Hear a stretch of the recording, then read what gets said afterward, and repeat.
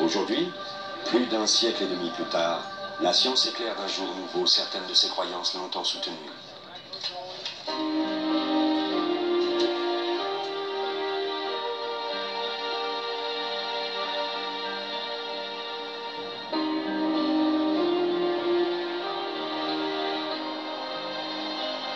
Quand l'écrivain grec Hérodote visite l'Égypte au 5e siècle avant Jésus-Christ, on lui raconte que des armées d'esclaves ont travaillé pendant 20 ans à la construction de la grande pyramide de Gizeh. Il transcrit ce qu'il entend, et en l'absence de toute autre explication, les archéologues du 19e et 20e siècle acceptent son récit comme une réalité.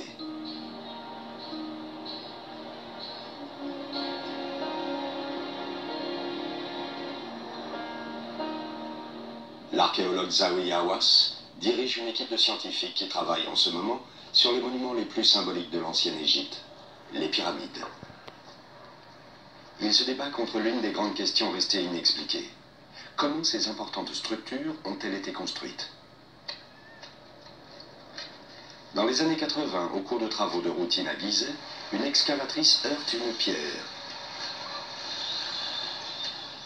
La pierre s'avère faire partie d'un ancien mur.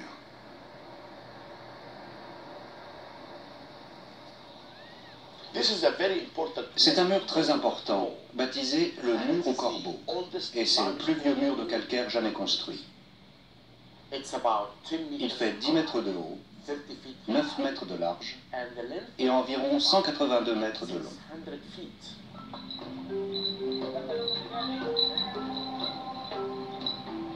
La découverte du mur au corbeau, à mesure qu'il se fait connaître, soulève une nouvelle question. Pourquoi avait-il été construit si près des pyramides de Gizeh? La réponse apporte au docteur Hawass la preuve tant espérée. Le mur s'avère faire partie d'un site qui a logé la population participant à la construction de la pyramide de Gizeh il y a plus de 4000 ans. Mais pour Zawi Hawass, sa découverte des tombeaux est encore plus cruciale que la cité en ruine, car c'est là que les bâtisseurs de pyramides ont été enterrés. Ces tombeaux ne débordent pas de trésors comme ceux des pharaons, mais ils promettent quelque chose de tout aussi précieux. Ils sont intacts et ont conservé des indices rares et capitaux sur les vies de ces Égyptiens morts depuis des siècles. C'est la première fois qu'on trouve le témoignage de gens qui ont bâti les pyramides. À l'intérieur des tombeaux, les découvertes dépassent toutes les espérances.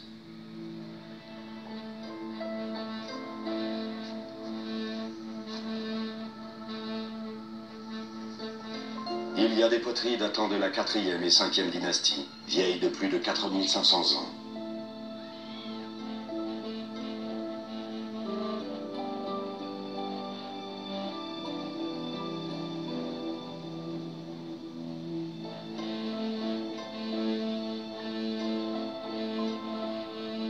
Le réalisme des statues donne vie aux bâtisseurs de pyramides.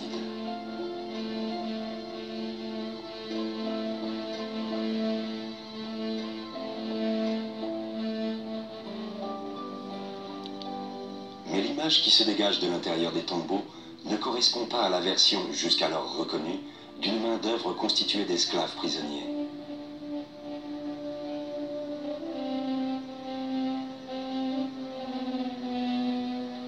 Pendant que les fouilles continuent, le docteur Hawass découvre une série d'inscriptions murales bien conservées.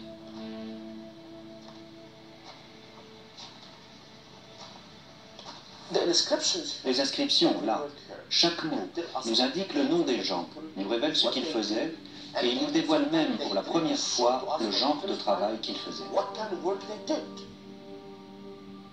Les hiéroglyphes décrivent la vie active des bâtisseurs de pyramides. Ils relatent une vie aisée et relativement prospère. Ils s'occupent du bétail, brassent de la bière et fabriquent du pain. Le docteur Hawass pense que les bâtisseurs de pyramides n'ont rien des pauvres esclaves rudoyés de la légende, mais que c'étaient des artisans habiles, des professionnels et des artistes. Des preuves supplémentaires d'un secteur inattendu allaient soutenir sa théorie.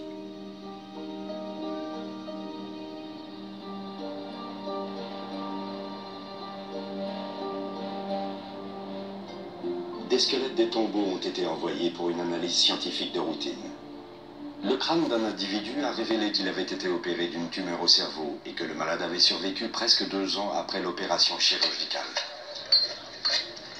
Et quand des accidents survenaient sur le site, les os cassés étaient soigneusement plâtrés et les membres abîmés amputés.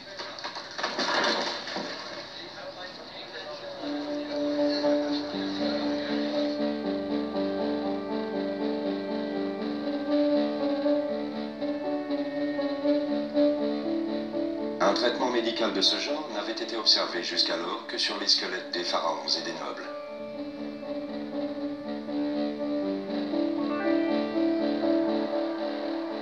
La santé de ces ouvriers était très bien surveillée. Ils bénéficiaient de soins qui n'auraient jamais été pratiqués sur des esclaves. Les ossements détenaient encore un autre secret. À partir de fragments d'eau vieux de 4000 ans, les scientifiques prélèvent des échantillons d'ADN. Dès que les squelettes sont trouvés, les échantillons sont comparés. En rassemblant les preuves d'ADN, l'équipe a pu démontrer que les bâtisseurs de pyramides étaient apparentés.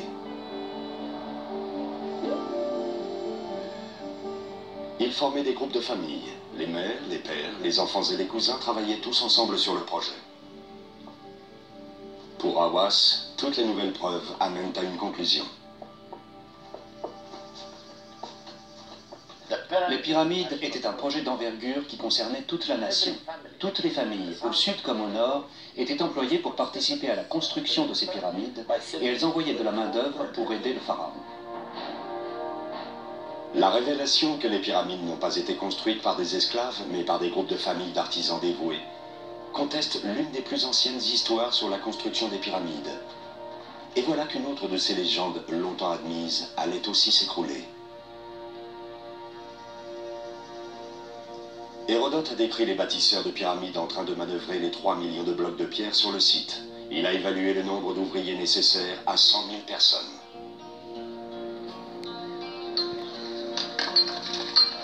Mais les fouilles sur le site de Gizeh révèlent que la ville en avait logé 20 000 au maximum.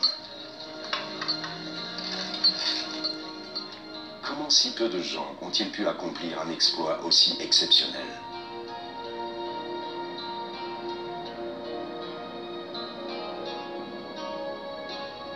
La réponse ne se trouve pas dans l'égyptologie, mais dans la science, et l'enthousiasme d'un ingénieur des travaux publics de l'université de Cambridge en Angleterre. Le docteur Dick Parry a toujours été fasciné par la construction des pyramides. On ne peut pas rester dans l'ombre des pyramides sans se demander comment ils sont arrivés à les construire. Pour Parry, les concepts jusqu'alors acceptés sur la construction des pyramides ne rimaient à rien.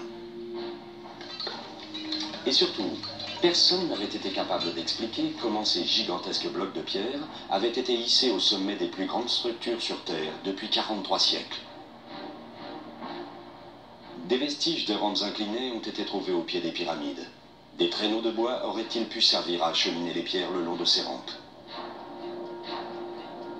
Mais les traîneaux n'auraient fonctionné que sur des pentes très douces, ce qui impliquerait de très longues rampes.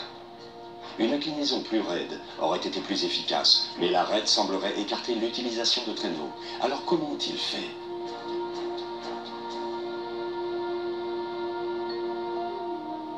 D'anciennes reliques cachées au fond d'un vieux placard du musée du Caire fournissent un nouvel indice.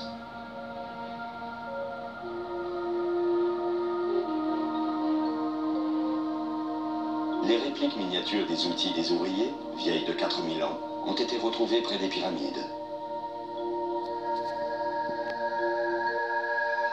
Ce sont des sextants pour mesurer les blocs, des marteaux pour buriner la pierre. Mais ce modèle-là a laissé les experts perplexes. Personne n'a compris à quoi il servait. J'ai tout de suite vu que c'était des quarts de cercle. Et si vous prenez 4 quarts de cercle et que vous les assemblez autour d'une pierre, vous obtenez un cylindre.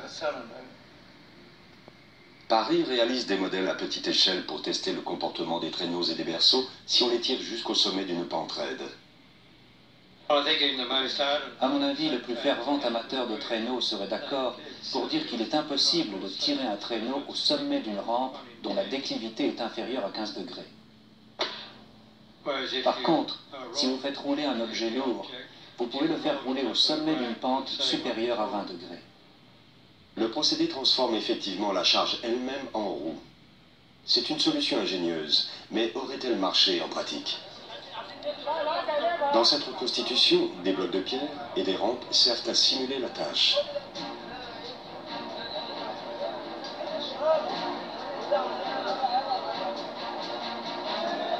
Les traîneaux ne sont pas une réussite.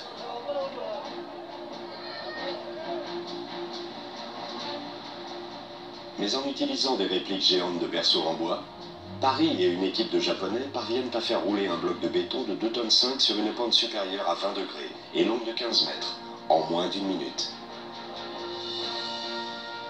En se servant de berceaux circulaires, les pierres auraient pu être acheminées par moins de personnes, et le travail aurait été fait plus rapidement. Une ville de 20 000 ouvriers aurait amplement suffi à la construction de la grande pyramide de Gizeh.